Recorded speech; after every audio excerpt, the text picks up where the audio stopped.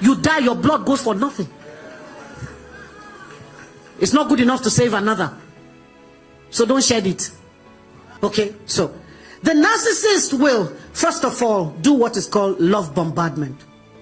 They'll come into your life. That car where they for what do you call a vision board? First thing they do, take the car. I love you so much. I can do anything for you. Now, before they get into a relationship with you, they've done reconnaissance. They've reached out to all your friends. They know the kind of songs you like. They know the kind of books you like to read. They know your favorite movie. They go on your Facebook page and see what you consistently talk about. Until you say, now, what do they think? Now we'll go be. So ask, what do they think for your head? When you are thinking of a knight in shining armor, you come galloping on a horse to carry, because you don't read romance novel. The guy will come galloping on a horse. He sits in front of you and starts to sing the song you like. All of me. You say, oh, that's my favorite song. So, oh, we're kindred spirits. And please be seated. We're talking about revamp this morning, isn't it? So let me revamp something in the minds of both the males and the females. Instrumentalists, don't go away.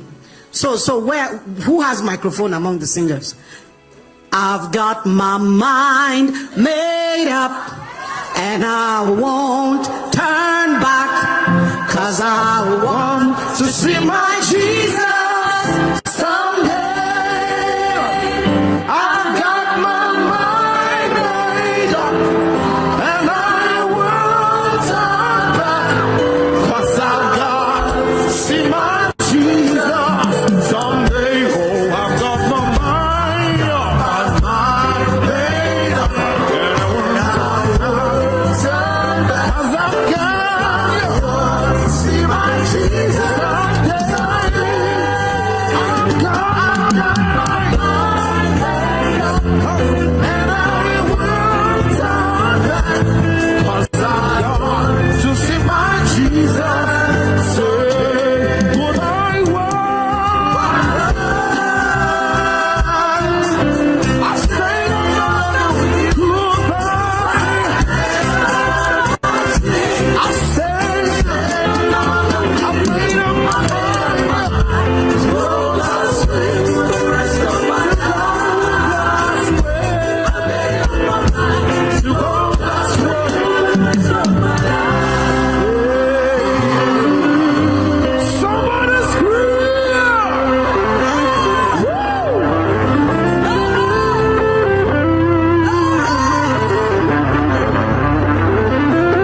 Hallelujah! Okay, just so girls will stop imagining that they can't do it, and just so the guys don't think only they can do it. Praise the Lord. Please be seated. You know, the capacity to remain relevant is to stay consistent. That's one. Two is to reinvent yourself so you are relevant to every generation. It's a privilege to be here. I haven't been to Streams of Joy for a while. My talk is going to be two-pronged real quick. And the first aspect of my talk is going to be centered around addictions. You know, that's my food. Nadia, they camp. All right? So there are cravings, there are obsessions, and there are addictions. We are going to be talking about addictions today, tomorrow evening. But I just wanted to give you a quick overview. Because when you speak about addictions, people immediately think about the guy on the street whose hair is dada already and is going around walking on air.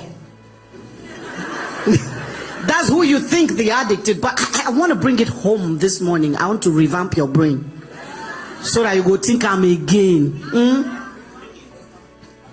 What is an addiction? An addiction is you forming a habit, and the habit turns around and forms you. It's the easiest definition I can give for an addiction. If you go to any village and you're asking for, since we're in Igbo land, you're asking for Namdi. They say, which Namdi? Namdi now. The son of, they say, who is Namdi? You say, that guy went to the drink. They say, you for just talk, village drunk. He has a name, Namdi. But he formed the habit of drinking, and now the habit has formed him. It has given him a name, village drunk. He has no identity anymore. He's identified by the wahala in his life. So an addiction is you forming a habit, and the habit turns around and forms you. The aspect I want to focus on this morning is, how do you know you are addicted? Now, this is a self-measuring scale I want you to use. I don't want you to be a traffic warden. You know, traffic wardens stand at the same spot. And then when cars come in the morning, you pass and they are there, waving. Go like this. Go like this. People pass and go. You come back in the evening, he's still standing there. Go like this. Go like this. Some of us come to gatherings like this and we're traffic wardens. When we hear something, say, I wish Jane they alive around to Nashi for hear this thing. You know, when Bankole was speaking earlier and he made a statement, somebody shouted, tell them. I wanted the person. Now them you come to hear for, now yourself you come to hear for, say, tell them. Who be the them? You never go any naming ceremony, they carry picking up, say the name of this child is them. You don't ever see that one. It doesn't happen. So measure yourself this morning. Amen. All right, so the first way to know that a behavior is probably an addiction in your life is if you have broken promises. You made promises to yourself, to your spouse, to your God, to your dog, that you won't do this again, and you did it again. It's probably an addiction. Second indicator is failed attempts to change. You've made attempts to change. You've made attempts to change. Sometimes you stick with it for 2 weeks and then boom, you're back there. Sometimes it's 1 month and then you're right back there. Sometimes it's 10 months and you're right back there. If you have failed attempts to change around any behavior, it's probably an addiction. Number 3, entitlement. Entitlement is one of the biggest expressions of addiction. When you feel entitled to any particular behavior, and you give yourself excuses so you can indulge, it's probably an addiction. Entitlement is that thing that makes a person drive badly, hit your car, and before you speak, they start shouting. You don't experience that? Now then go first begin curse you. And what are they saying? You don't have a right to be on the road. I'm the only one who has to be here, or I'm the one who's allowed to be here.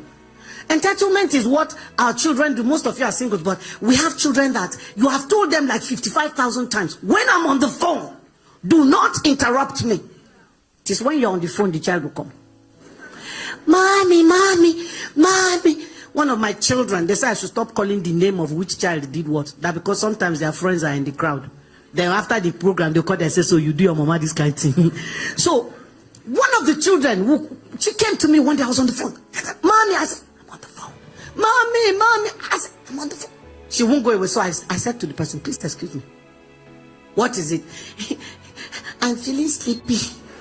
Oh, I wanted to slap the little man. You don't know where the bed is.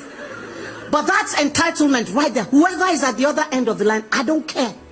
I'm more important, and right now you must pay me attention. That's entitlement. Entitlement is a man caught in adultery after 17 years of marriage. And what he had to say was, my wife, why are you making such a big deal? I've been faithful for 16 years. So he felt that 16 years was leverage for cheating once. I hope you know that if I put this handkerchief here and I leave it here and you come and you're attracted to it and something says you take it, then you say, no, I had the God picking, I know the thief. You pass. You come back a second time, the thing is still drawing your eye. You look at it. You pass, I be God picking. If you pass 19 times, you are good. If you come on the 20th time and you pick this hanky, what does that make you immediately? A thief. Who remembers the 19 times? Nobody. So every time you drop the button, every time you drop the ball, you start counting from 1 again. That's how we do in recovery in addiction. If you say I've been sober 10 days, 13 days, 90 days, the moment you relapse, we start counting from day 1 again. We don't remember the other 39 days you stayed sober. Nobody counts those times for you. So you've got to stay on your game. Praise God. So how many have I given you? Number 1. 2, 3. Number 4, negative consequences. When you've had negative consequences over a certain behavior, you've lost relationships, you have lost time and stuff. The applicants were coming one by one.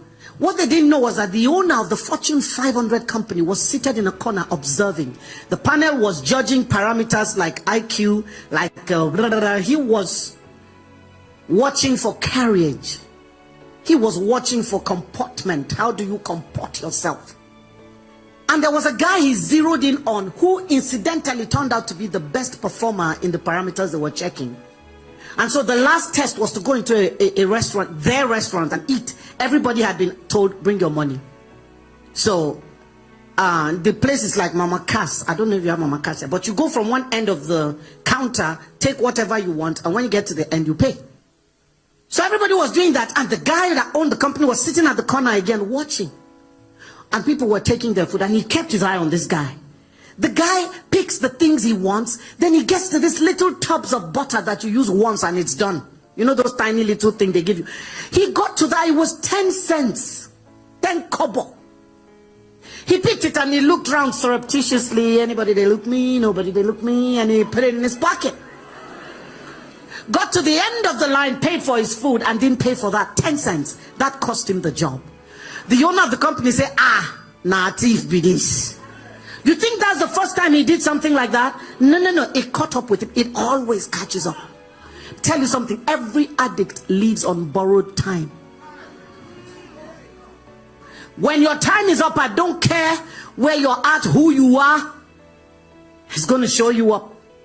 I don't have the time to go into examples in the Bible now. Make I just they go. So how many I don't give now? What's number 4? Okay. Number 5 is ineffective prayer. You pray. Can't know by yourself, say the prayer no pass you silly. As they pray something they tell you, you follow. For other people they pray if you open mouth. Like Stan said they were, what did you say they used to call you? Obo. The devil go tell you, Obo, Guinea, whatever. That's what you are. You don't pray. You would not be you go do this thing yesterday. No be you go do this thing day before yesterday. Wait till they talk here. Get out of here. So you will not be able to pray. Ineffective prayer is an indicator. Number 6 is lost opportunities. Did I give you lost opportunities? Lost opportunities. One of the greatest preachers to ever rise out of this country, the son came to my office and he said, I know I've been called to ministry, but I dare not go near the pulpit. So I'm doing a job that pays me big money, but I have no fulfillment or satisfaction because I know I'm in the wrong place. I said, why won't you go to the pulpit? He said, because I have an addiction. It will show me up. It will shame me off the pulpit. He said to me, if you can help me, I'll bring my junior brother. He's worse than me. Addiction is no respecter of persons. Any door that opens, it will shove its way in and take over. That's how it operates. All right. So he has lost the opportunity to be the best that he could be, to function in the office, what he was crafted for, what he was built for. He's lost that opportunity. Okay. Final one, I think since I don't give now. Number 7 is your heart knows. You can fit deceive everybody, but you cannot fit deceive yourself. Do you understand me? He can lie to everybody. No, when they bring them to my rehab, their eye, once I look there, I know say this person don't enter irate. The Jamaicans call it irate. Everything is good with my world. He's in that zone, but he's telling me no, they're lying against me. I don't take anything. I don't use anything. One man brought his son. They had expelled him from school and said if he didn't go to rehab, he wasn't going to come back to school. And the guy was in final year. The guy said it's not possible. He came to my rehab with his 2 sons-in-law. He's a very controlling man. 2 sons-in-law, that is, in daughter them, their husband, in command them to come rehab with them. Then follow and come with the boy. He said, it's not true, they're lying against my son. Nothing contaminated can come from my loins. I look the man loin well. I say, Oga, as they talk, they're careful. What do you mean by that? When the man don't rake finish, we took the boy aside, say, boy. See, say, as your papa, they shout there, you know, we know. He said, let me just tell you the truth. My father doesn't even know that I'm not only a user, I'm a dealer. His loins were definitely contaminated. Don't lie to yourself. As you are lying, your brain is short-circuiting. You know, I read electrical engineering. Wires they touch. Something they tell you, oh boy. You know that's the way they talk now, nonsense. So it's a lie. It's a lie. It's a lie. So those are the 7 pointers to measuring if you are addicted. Score yourself. Oh yeah, that chewing gum way they chew anyhow. They tell you say stop. You say no. If I not try, no feel concentrate, bros. Sister, check out. That the way you reschedule spiritual things to accommodate your golf. Check. Check. Score yourself over 7. How many you score? The truth is, even if you get only 1 right, whatever the behavior is you were thinking about that you ticked this one a day, that thing, no problem. Is a controlling behavior. And those things will stand in the way of your being your best self. Can I tell you what I struggled with for many years? Mine was anger. Or you didn't know anger is an addiction. Oh, what is an addiction? Every time you indulge, it releases the feel-good hormones into your brain, the reward centers of the brain. It is carried by adrenaline and dopamine. Dopamine is where we get the word dope from. Dope is what they call cocaine, heroin, crack. Those are dope substances. They dope your brain into a stupor. So every time you get angry and you rage and people back off, you enjoy the power it gives you. So it becomes an addiction. Anger is an addiction. All those people sabi vex say, that's what we do for our family. If we vex, we kill scarcity. Now when we just scatter finish, then we go normal. Hey, bros, it's an addiction running in your lineage. It's called iniquity. But that's the real meaning of iniquity. It's the bent towards a wrong behavior that runs in a lineage. That's the real meaning of iniquity. Did you understand that? So I want you to score yourself. Not only for a year, because she no agree, you agree, say you score 7 over 7. When you reach out, tell yourself, now 7 I score, ma check myself. You know that thing you do that you call, oh, I just love to work. It's called work addiction. There's a thin line between hard work and work addiction. Check it. You say you're going on holiday like Stans, and then you take your laptop with you. You go on the beach with your children. Children are running in the water. You are on the recliner, pressing laptop. But you're supposed to be on holiday. That's a work addict. So my own was anger. And I didn't think it was a problem. But you see, I used to pray up in the morning. Father, I'm going out. Go with me. Daughter of Zion, full of the power of God. 5 minutes. All those mad people where they drive like say they send them. You want just cross my front. Idiot, you're a fool. Then I'll remember Reverend Christie. My sanctification, I lost it 5 minutes after leaving my house. And we go there, they curse ourselves. One day, me and one man don't block ourselves like this. And they look out, daggers from my eyes. How dare you drive like that? Idiot, fool. Yeah. I was so angry that day. When I finished, I was heaving from the effort of abusing him. You know, when you are angry, it blinds you. You become an idiot because my brain was not functioning well that time. That's what addiction does to you. It suspends your limbic system. So I don't know to say the man know they cost me back as they normally do. Because you cost one person. One day I was telling a man your trafficator is on. He didn't work. He thought I was abusing him. That's the immediate response. You know, so the man wasn't cursing me back. He was just looking at me. When I finished and I was heaving and I was looking at him, the guy did this. Good afternoon, Reverend Christie. Yeah! Oh! I died in the car. Died from shame. He did not only know my name, he knew the title. Look, can you imagine that they invited me to his church? And they're introducing me this great woman of God coming to preach to us. She's such a firebrand. I forgot to greet Pastor Jerry as I start. PJ, no vex. Okay, so say, hey, this woman is coming to. What will he say in his mind? Ooh, this is what they call people for traffic. This one a reverend, and maybe Pope.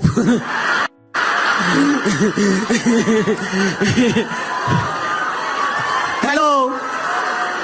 I had to go to God and say to him, Lord, I must deal with this. No, enough. make the change, transform. That's what revamp means. Transform, transfigure, change.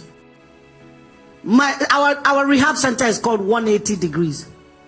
And our slogan is make that U-turn. Come on for this direction where they go turn. Go back to when your head clear, where they see straight. No be the one where you smoke ganja, tell me say you are inspired. You will be inspired very well, and very soon you experience what they call law of diminishing returns. Maybe we'll talk a little more about that tomorrow. But the second thing I want to quickly touch this morning, Mama said make I touch relationship. Know me when I'm poor, know me when I'm rich. You claim relationship. Okay, all right. So relationships, I love talking about relationships because all of us are surrounded by relationships, whether they are filial or business or acquaintances, whatever. The Bible talks about different types of love: filial, storge, eros, and agape.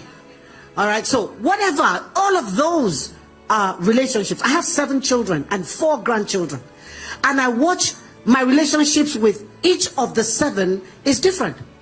I have some, one of my daughters, if you pick broomstick to beat her, she has died already before the broom touches her. She will die. Mommy, she will beg you. There's another one I have. Tell her I'm flogging her 12. She's doing it like this. You flog the 12, finish, say sorry, mommy, and she's off. The only thing that can make her to stand straight is her food. She loves her food.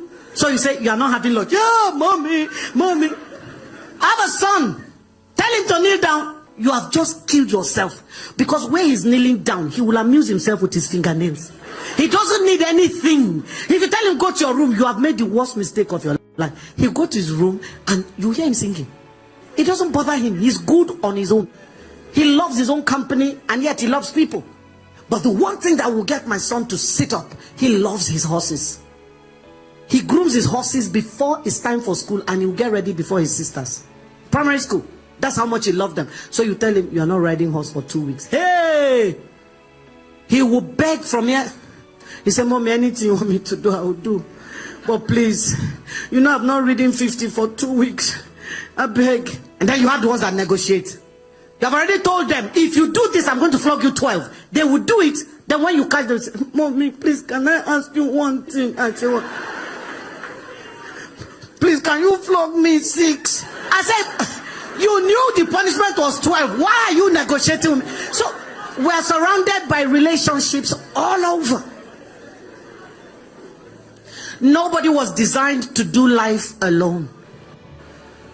We perform at our optimal best when we're within community. Isolation is one of the most powerful tools of Satan. The strategy of Satan. He isolates you, then he cuts you down. If you watch Animal Channel, you will see that when the predator is going after the prey, he doesn't start pursuing. Let's say it's a lion going after antelope. He doesn't pursue all the antelopes at once. He starts by roaring. Then they start running. What you Igbos call Osondu, the race of life. They are running because death is coming. Now, no matter how fast an antelope runs, it can never outrun a lion. The speeds are different. So the antelope is running full blast with all of his life. He's going. You see the lion just galloping along very lazily. He's just following them. They are running. After a while, you find what is called the stragglers. The ones who start falling back. Old age, sickness, youth, too young to run too fast. The lion just keeps going until one remains last one. That last one, once he is cut off from the rest, is the end of the story. What does the lion do? He speeds up, goes past that one, and turns and faces him. He's done for. That's still a strategy of Satan. Relationships, if you fall into the wrong kinds, they will isolate you and then kill you. So I want to talk about a particular kind of person to look out for when you are getting into relationships. Whatever relationship. A boss, a parent, a child, a friend, a lover, a spouse. There are certain people who are called by a certain name, and it's registered in the Diagnostic and Statistical Manual for Mental Disorders. It is called narcissism. It's a narcissistic personality disorder. Now, let me bring it on before you begin point again like traffic warden. If you take a picture with a group of people and they bring the picture to you later, who do you look for first? Yourself. That is narcissism right there. Why is your eye going to yourself? And then if you think you don't look nice in the picture, what do you say about the whole picture? Say bad picture. Because you see, say yourself, you don't find inside. That's narcissism right there. All of us have a measure of the narcissistic in us. But narcissism is not a rigid parameter. It's on a spectrum. So you go from 0 to 10. Let me say 10 being the highest. The higher you are up the scale, the more likely you have the disorder. Some people are borderline. So some days they will look like, hey, this was normal. Another day you say, hey, brain did this person hurt, you know. They're on the cusp of the cutting edge of having the personality and disorder and not having it. So you measure yourself again. We find the perfect description of the narcissist in 2 Timothy chapter 3 from verse 2. Do I have the time to read it, or I'm going to send you home to go and read it? No more, just talk. After I'm going to go read them. 2 Timothy chapter 3. Read it. You will see the full description. The 9 characteristics of the narcissist are contained in those verses right there. So, who is a narcissist? Is a person who is so self-absorbed to the exclusion of others. So self-focused. This is not a self-focus of vision. This is a self-absorption of, in fact, taking on a godlike personality that whoever is in relationship with them has to bow. In fact, if no be say small thing remain, narcissists will expect God to bow to them. They are God. Everybody must bow. You must come to them with heavy doses of praise and accolades and praise singing, even when they don't deserve it. A narcissist is the one that walks into a place and takes charge, whether he is asked to or not. Command people up and down. If you don't respond accordingly, fire will come out of their eye, bite you. A narcissist is one who doesn't have empathy. Have you ever been in a relationship with somebody? He don't do you something, they pay you. You they cry. No carry newspaper, they read. He doesn't care. He's completely or shit. Don't make a mistake. Man day, woman day. Let's not be mistaken. That's how we're thinking. Only men were adulterers and the enemy was sowing tears while women slept. Now women don't catch up. In fact, we don't they pass the men for adultery. Man, I know they put out for only men again. No. When they look the women too, then they do. Our center is also a marriage counseling center. It's amazing, pastor. I'm having more couples coming for counseling, and it's the wife who has cheated. You think they shock me? Say some men they will still forgive you. Say okay, let's work it out. Here one woman, very narcissistic, sat in front of me after committing adultery. Husband married her a virgin. He was the virgin, not her. I think that they hear. So I'm sure you didn't understand. That's why you kept quiet. So he was the virgin. She cheated on him, and they came in for counseling. And she sits in front of me with this attitude, like, yeah, well, okay, I know it was wrong of me, and I've made my peace with the Lord. He needs to get over it already. Hey, now I tell the man, sir, please, can you go outside, go to the other office, and wait for me? I asked her, how old are you? She said, I am 25. I said, my first 4 children at that time are older than you. How dare you hurt a man like that and then tell him when he should get over it? I said, if you were my daughter today, I will slap your mouth. It will go out of alignment. Are you mad? We're looking for men like your husband in church. Out of every 10 men, 9 are struggling. We have seen this one. You don't know what you have. You're sitting and telling me he should get over it already. You know what I told the man? Leave this woman. I'm not that kind of pastor that tells stay there and die. If the person had no Greek correct, waka. I'm not joking.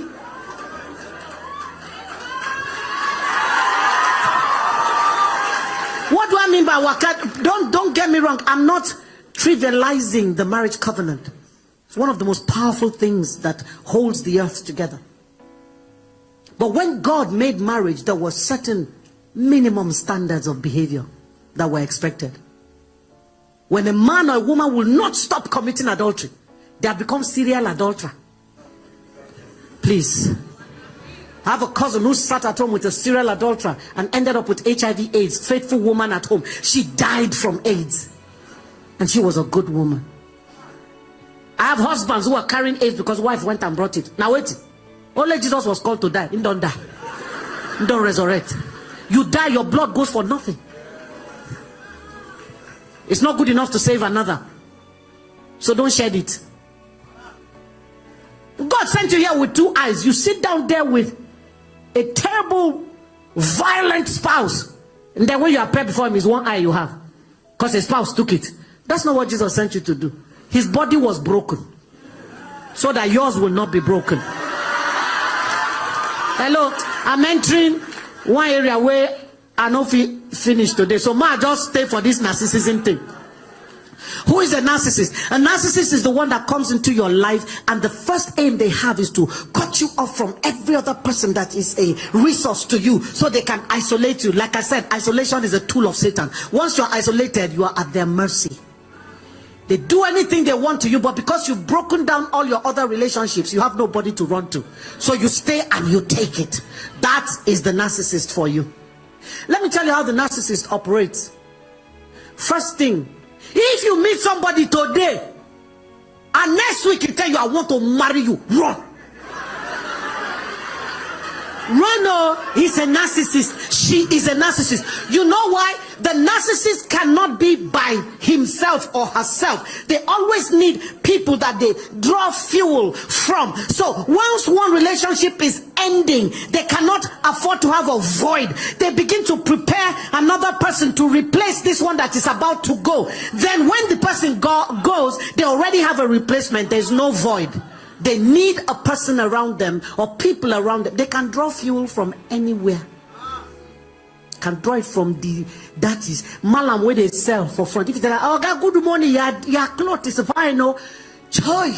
It has fed his ego. He's feeling good about himself. But the closer you are to the narcissist, the more potent the fuel you bring. Let me explain. If you go to foreign countries, you find unleaded and leaded fuel. Unleaded is cheaper than leaded fuel. So the fuel that the narcissist gets from, okay, in case you don't understand me now, fuel at the top, fuel, like petrol, like kerosene, like gas, fuel.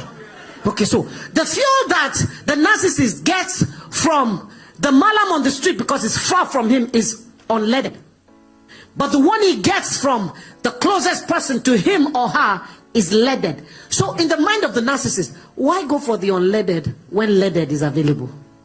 So let me give you an example. So a narcissist dresses up in the morning and is looking good, and the spouse says, you look beautiful today. Now he can say, oh, thank you. The wife or the husband feels good, the compliment was received, and the person smiles.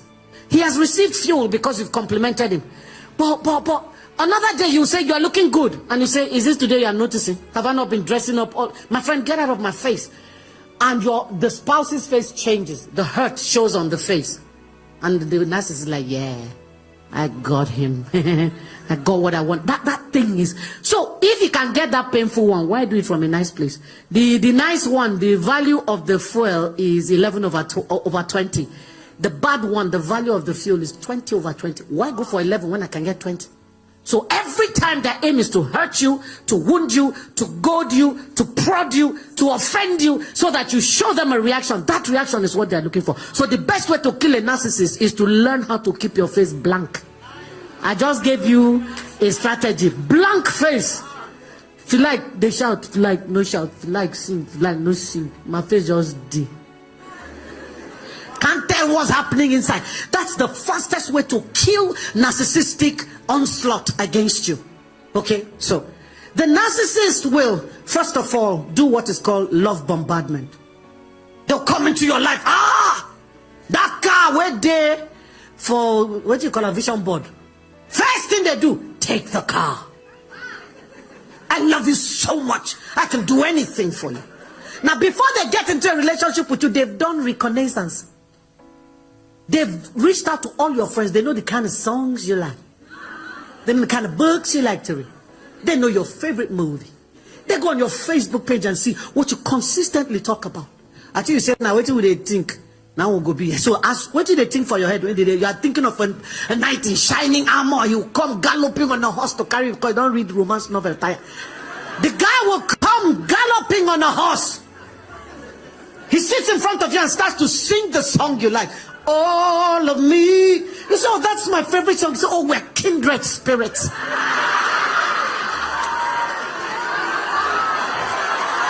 Hello?